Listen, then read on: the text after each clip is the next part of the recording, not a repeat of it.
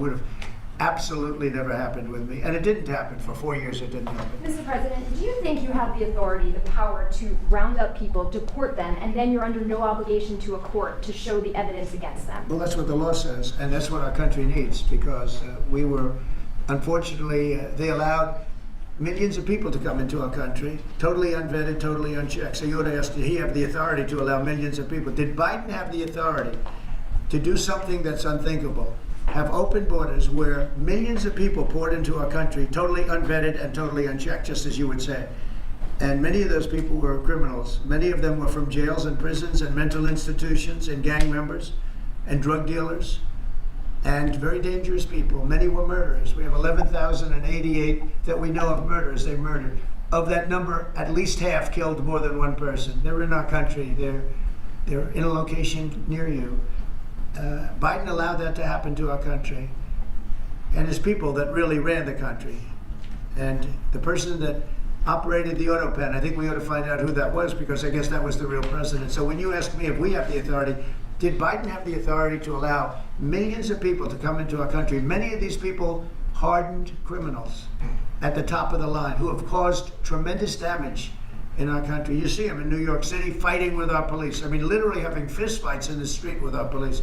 These are tough, hard criminals. Many of them came out of jails, and not just South America, from all over the world. They came out from Africa, from the Congo. They came out from Asia, not just South America, but many from South America. These are hard, tough criminals, and we have to get them out.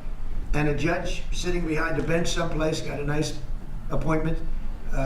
You can't take that away from the people that are responsible. Now, in this case, Marco Rubio has a lot of big decisions to make, and he's a fantastic person, a great man. I think he'll be our best. I think he has a chance to be our best Secretary of State. He's been doing incredibly. He works so hard. He's gone to so many different countries already, and he's got the authority to get bad people out of our country. And you can't stop that with a judge sitting behind a bench that has no idea what goes on, who happens to be a radical left lunatic. Do you think the judiciary is You guys today are denying this New York Times report that Elon Musk was going to be shown a 20 to 30 page presentation about a theoretical war plan against China. Why not just show it to Elon? Because I don't want to show it to anybody. You know, you're talking about a potential war with China. Now, I deal with these people all the time, and I'm dealing with Pete. I'm dealing with these gentlemen on numerous different airplane purchases, and I think they're all going to be great. But I don't want other people seeing potential war with China. We don't want to have a potential war with China, but I can tell you if we did, we're very well equipped to handle it. But I don't want to show that to anybody. But certainly you wouldn't show it to a businessman who is helping us so much. He's a gre's patriot. He's paying a big price for helping us cut costs, and he's doing a great job. He's finding tremendous waste, fraud, and abuse. But I certainly wouldn't want, Elon has businesses in China, and he would be susceptible perhaps to that. But it was such a fake story. The New York Times is just as fake as CNN and MSDNC. And anybody read that story, people laughed at that story. Who would do such a thing? And the first thing I did is I called Susie and I called Pete. I said, is there any truth to that? And they said, it's ridiculous. No, he's over there to talk about cost. You might want to address that, Pete. But Elon was over there today to address cost. Doge, thing called Doge, which you've heard about. Pete? That's exactly right, Mr. President. You pointed out it was a fake story. We pointed out it was meant to sort of undermine whatever relationship the Pentagon has with Elon Musk. Elon Musk is a patriot. Elon Musk is an innovator. Elon Musk provides a lot of capabilities our government and our military rely on, and I'm grateful for that. We welcomed him today to the Pentagon to talk about Doge, to talk about efficiencies, to talk about innovations. It was a great informal conversation. The rest of that reporting was fake. There was no war plans, there was no Chinese war plans, there was no secret plans. That's not what we were doing at the Pentagon. I might add that I think Elon, if they ever wanted to do that, I think Elon wouldn't do it. I think he wouldn't do it. He wouldn't want to put himself in that position.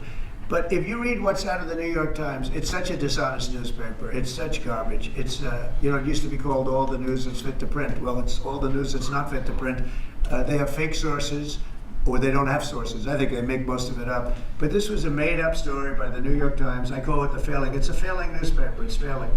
And they shouldn't do that. They really are the enemy of the people. And We do need honest journalism in this. We've made such big strides over the last 2 months, but we just need honest journalism, and we don't have it. When you have a CNN, you have to watch these people every once in a while just to see where they're coming from, and it's so dishonest. MSNBC is, I think, probably worse, and they're both doing horribly in the ratings. I think they're going to be turned off. I don't think they're not doing any ratings.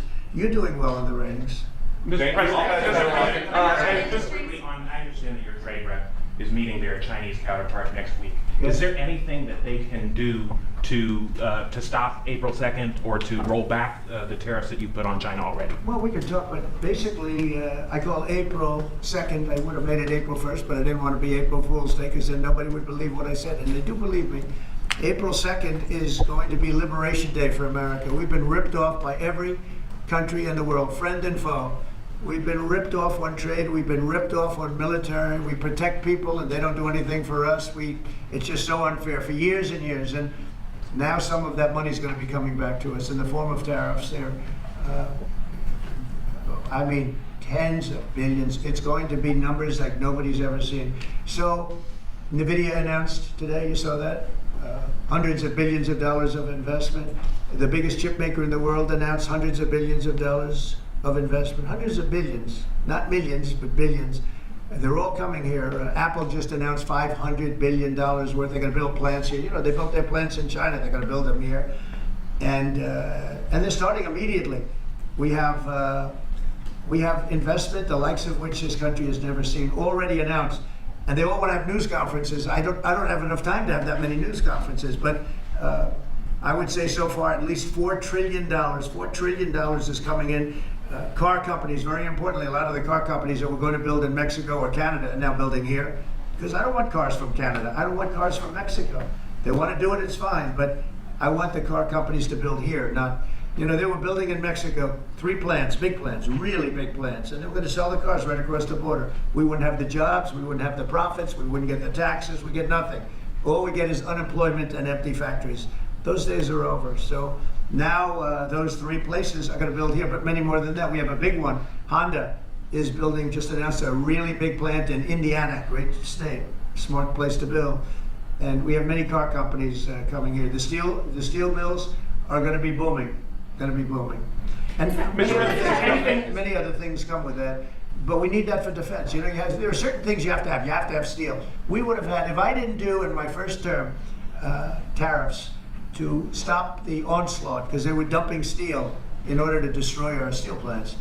If I didn't do 50% and even 100% in certain cases tariffs on steel, you wouldn't have a steel plant in the United States. And Biden was unable to get rid of those tariffs because they threw off so much money that his numbers, which didn't work anyway, because his numbers were terrible. What he did, the way he spent money was so horrible, and what he allowed to happen to energy. That's the other thing. Energy is going to be like it's never been before.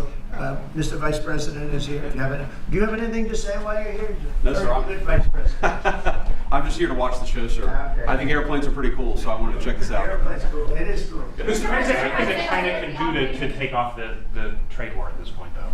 Well, I'll be speaking to President Xi. I have a great relationship with him. We're going to have a very good relationship. But we have a $1 trillion deficit because of Biden with President Xi. More than that. I've heard $1.2 trillion. We have a deficit. And I've explained that to President Xi. We also have a problem where he's allowing fentanyl to be sent into Mexico and then cross the border and, killing. I think the number is much higher than the 125, 115 that I think it's closer to 300,000 people a year. And so that's a problem. But they have a tremendous surplus against the United States, and we don't want that. Mr. President, why do you have control to raise power? A number of industries have come to you asking for exemptions on tariffs. Is that something that is under consideration by you? Well, people are coming to me and talking about tariffs, and a lot of people are asking me if they could have exceptions.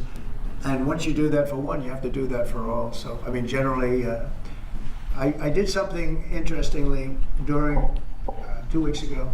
I gave the American car companies a break because it would have been unfair if I didn't. And everybody said, oh, he changed his mind on tariffs. I didn't change my mind. I helped our, sort of big 3, big 4. I helped some of the American companies. And instead of taking it properly, they said, oh, he changed it. I don't change, but the word flexibility is an important word.